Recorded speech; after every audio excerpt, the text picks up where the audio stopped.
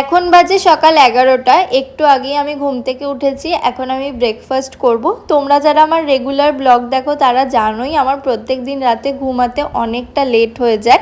তো সেই জন্য আমার প্রত্যেক দিন দিনটাও অনেক লেট করে শুরু হয়। তো সকাল সকাল দুধ আর বিস্কিট দিয়ে ব্রেকফাস্ট করে নিলাম।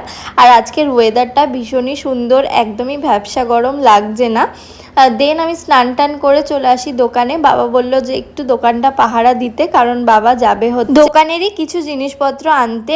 আর ঠাম্মা বাবার জন্য বানিয়েছিল হচ্ছে মালপোয়া। তো বাবা যাওয়ার আগে ঠাম্মা বলল যে মালপোয়াটা খেয়ে যেতে। আমি আর বাবা মালপোয়া খেয়ে নিলাম। তারপরেই বাবা চলে গেল হচ্ছে দোকানের জিনিসপত্র আনতে। তো আমি দোকানে বসে আছি। এটা হচ্ছে আমাদের দোকান, তোমাদেরকে একটু দেখিয়ে দিলাম।